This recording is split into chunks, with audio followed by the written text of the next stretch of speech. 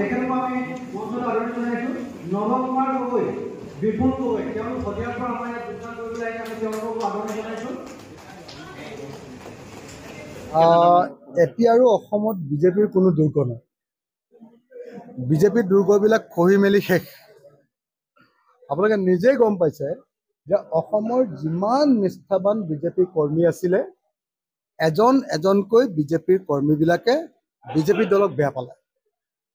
কাৰণ বিজেপি দলৰ যিবিলাক নিষ্ঠাবান কৰ্মী আছিলে, যিবিলাকে দলটোক বহুত কষ্টৰে গঢ়িছিলে, তেওঁলোকে সপোনৰ যিটো দল গঢ়ি তুলিছিলে, সপোনৰ অসম যিখন গঢ়িব খুজিছিলে, সেই সপোনৰ দলটোক হাইজেক কৰি লৈ গ'ল হিমন্ত বিশ্ব শৰ্মা নামৰ এজন মানুহ। এতিয়া গোটেই বিজেপি দলটোক হৈ গ'ল Himanta Biswa Sarma company private limited, HBS company private limited. চাৰিওফালে গোটেই কেৱল আৰু কেৱল এতিয়া হিমন্ত বিশ্ব শৰ্মা। তাত না RSSৰ কিবা প্ৰভাৱ চলে, না কিবা বিজেপিৰ প্ৰভাৱ চলে, না বিজেপিৰ কেন্দ্ৰীয় কমিটিৰ প্ৰভাৱ চলে। কেইজনমান মানুহৰ এতিয়া প্ৰাইভেট কোম্পানীত পৰিণত হৈ গ'ল অসম বিজেপিটো। আৰু সেইকাৰণে বিজেপিৰ ভিতৰৰ সকলোবিলাক কৰ্মী, নিষ্ঠাবান কৰ্মী, দলীয় কৰ্মীবিলাক এতিয়া খৰ্গহস্ত হ'ল, অসন্তুষ্ট হ'ল। আৰু সেইকাৰণে অসমত এতিয়া ক'তো দুৰ্গ নাই।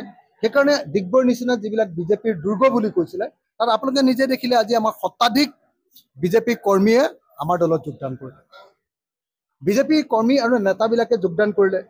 আৰু যোগদান কৰি এতিয়া তেখেতসকলে কৈছে যে বিজেপিয়ে আমাৰ সপোন পূৰণ কৰিব নোৱাৰিলে, এটা আঞ্চলিক দলেহে অসমৰ মানুহৰ সপোন পূৰণ কৰিব পাৰে। সেইকাৰণে আমি ৰাইজৰ দললৈ আহিছোঁ। গতিকে মই আশা কৰোঁ যে ৰাইজৰ দলে আমি টাৰ্গেট লৈছোঁ যে 2026 চনৰ যিটো বিধানসভা নিৰ্বাচন, সেই 2026 চনৰ বিধানসভা নিৰ্বাচনত আমি অন্তত পক্ষে 20খন আসনত জয়ী হ'ব লাগিব গোটেই অসমত ৰাইজৰ দল। আৰু 2031 যি বিধানসভা নিৰ্বাচন, সেই বিধানসভা নিৰ্বাচনত আমাৰ আঞ্চলিক দলৰ চৰকাৰ হ'ব লাগে। এয়াই হ'ল আমাৰ এই মুহূৰ্তত ৰাইজৰ দলৰ টাৰ্গেট বা লক্ষ্য, আৰু আমি সেই লক্ষ্যত আগুৱাই যাবলৈ চেষ্টা কৰিছোঁ। সেইকাৰণে বিজেপিৰ যিয়ে দুৰ্গ নাথাকক লাগিলে চব দুৰ্গ ভাঙি পেলোৱা হ'ব। বিজেপিৰ যিয়ে এনেকুৱা ধৰণৰ ঘাটি নাথাকক লাগিলে ঘাটি ভাঙি পেলোৱা হ'ব। আৰু সকলো অসমীয়া মানুহক পুনৰ মূল সুঁতিলৈ ঘূৰাই আনি অসমত আঞ্চলিক শক্তিবিলাকৰ এক নতুন মহাসংঘ তৈয়াৰ কৰি আমি অসমত আঞ্চলিক শক্তিবিলাকৰ চৰকাৰ গঠন কৰিবলৈ বদ্ধপৰিকৰ।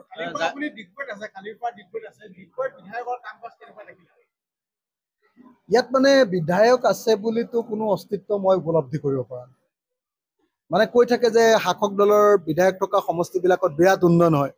ডিগবৈলৈ আহিতো উন্নয়নৰ যিটো নমুনা, সেই নমুনা দেখিতো সকলো আচৰিত।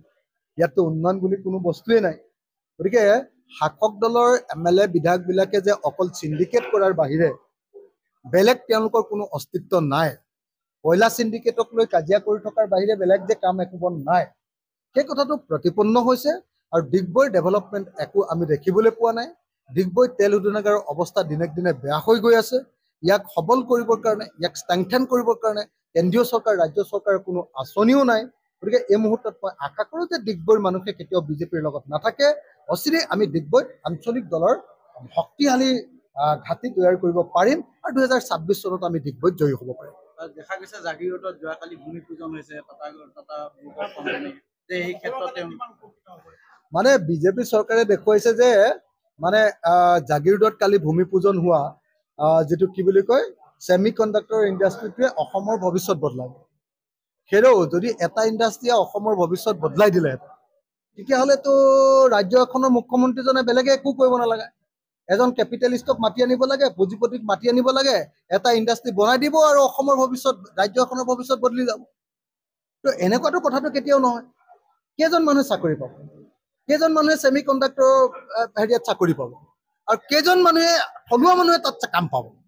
য'ত 100% থলুৱা মানুহে তাতে মানে কাগজ কলত কাম কৰিছিলে, সেইটোতো য'ত এতিয়া আমি ছেমি কণ্ডাক্টৰ ইণ্ডাষ্ট্ৰি বহুৱাইছে, সেইটোতো কি? সেইটোতো বেলেগ একো নহয়।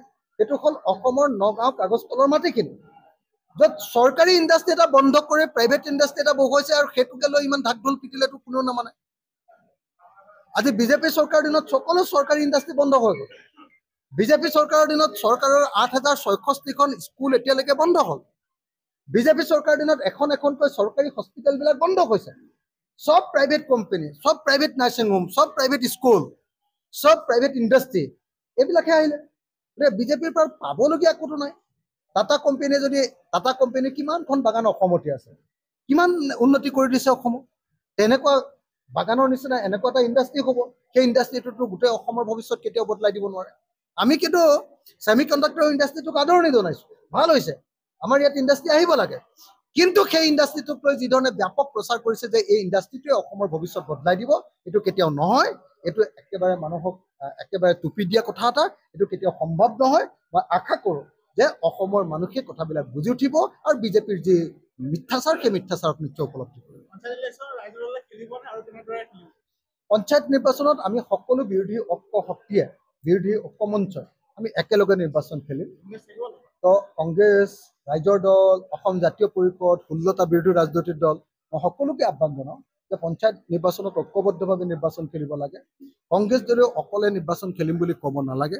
আমি সকলোৱে মিলি ঐক্যবদ্ধভাৱে বিজেপিক পৰাভূত কৰিব লাগিব আৰু সেই সংকল্পৰে 26 একেলগে আগবাঢ়িম।